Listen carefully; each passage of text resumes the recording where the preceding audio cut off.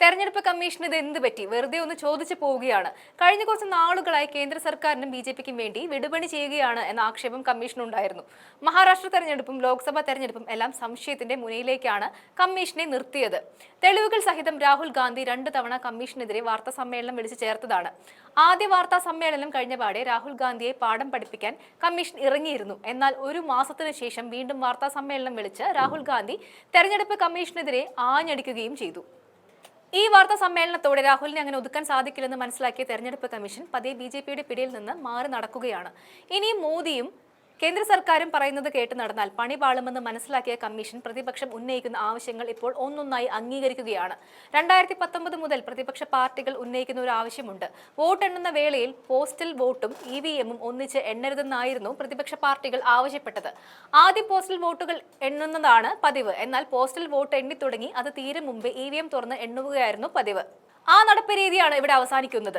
ഇനി മുതൽ പോസ്റ്റൽ ബാലറ്റുകൾ എത്രയുണ്ടോ അത് പൂർണ്ണമായും എണ്ണുന്നതുവരെ EVM-ൽ തൊട്ടുപോകരുതെന്നാണ് മുഖ്യ തെരഞ്ഞെടുപ്പ് കമ്മീഷണർ ആവശ്യപ്പെട്ടിരിക്കുന്നത്. പതിവിന് വിപരീതമായി ഇപ്പോൾ പോസ്റ്റൽ വോട്ടുകൾ അധികമായി എത്തുന്നുണ്ട്. 85 വയസ്സ് പൂർത്തിയായ വയോധികർക്ക് ആവശ്യമെങ്കിൽ പോസ്റ്റൽ വോട്ട് ചെയ്യാമെന്നതാണ് ചട്ടം.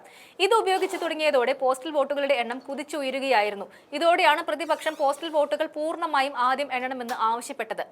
നേരത്തെ പോസ്റ്റൽ വോട്ടുകളെ പറ്റി കൃത്യമായ കണക്കുകൾ ലഭ്യമല്ലാത്ത സാഹചര്യം ഉണ്ടായിരുന്നു. അതുകൊണ്ട് തന്നെ ചില അട്ടിമറി സാധ്യതകൾ പോസ്റ്റൽ വോട്ടിംഗിൽ ഉണ്ടായിരുന്നു. കമ്മീഷന്റെ ഉത്തരവ് വന്നതോടെ ഈ അട്ടിമറിക്കുള്ള സാധ്യതകളാണ് മങ്ങുന്നത്. DMK, കോൺഗ്രസ് പാർട്ടികളാണ് ഇക്കാര്യം ആവശ്യപ്പെട്ടത്. 6 വർഷമായിട്ടുള്ള ആവശ്യമാണ് ഒറ്റ രാത്രി കൊണ്ട് കമ്മീഷൻ അംഗീകരിച്ചത്. ഇത് പ്രതിപക്ഷത്തിന് കൂടി ചെവി കൊടുക്കണമെന്ന തീരുമാനത്തിലേക്ക് കമ്മീഷൻ എത്തി നിൽക്കുന്നതിന്റെ സൂചനകളാണ് നൽകുന്നത്. കഴിഞ്ഞ ദിവസം രാഹുൽ ഗാന്ധിയുടെ ആവശ്യത്തെ തുടർന്ന് തെരഞ്ഞെടുപ്പ് കമ്മീഷൻ സൈൻ ഫീച്ചർ അവതരിപ്പിച്ചത് വലിയ നേട്ടമായി പ്രതിപക്ഷം വ്യാഖ്യാനിച്ചിരുന്നു. അതത് മണ്ഡലത്തിലെ ഇലക്ട്രൽ രജിസ്ട്രേഷൻ ഓഫീസർമാരും ബൂത്ത് ലെവൽ ഓഫീസർമാരും വിചാരിച്ചാൽ എന്തും സംഭവിക്കും എന്നതായിരുന്നു സ്ഥിതി. ഇതിനാണ് രാഹുൽ ഗാന്ധിയുടെ ഇടപെടലോടെ അവസാനമായിരിക്കുന്നത്. രാഹുൽ ശക്തമായി ഇടപെട്ടതോടെയാണ് വോട്ടർ പട്ടികയിൽ പേര് ചേർക്കുന്നതിനും തിരുത്തലുകൾ വരുത്തുന്നതിനും ആധാറുമായി ബന്ധിപ്പിച്ച ഫോൺ നമ്പറുകൾ ഉപയോഗിച്ച് ഐഡന്റിറ്റി പരിശോധിക്കുന്നതിനുമുള്ള സൈൻ എന്ന പുതിയ ഫീച്ചർ കമ്മീഷൻ അവതരിപ്പിച്ചത്. ഓരോ മണ്ഡലത്തിലും ഇലക്ട്രൽ രജിസ്ട്രേഷൻ ഓഫീസർമാർ എന്ന EROമാരുണ്ട്. പേര് നീക്കം ചെയ്യുന്നതിൽ അവർക്കാണ് പൂർണ്ണാധികാരം.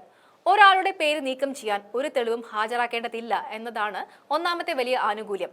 അത്തരം നീക്കങ്ങൾ രാഹുൽ ഗാന്ധി അവസാനിപ്പിച്ചതിന് പിന്നാലെയാണ് ചാടിക്കയറി EVM തുറക്കരുതെന്ന ഉത്തരവും കമ്മീഷൻ പുറത്തിറക്കി പ്രതിപക്ഷത്തിന് കൈകൊടുത്തത്.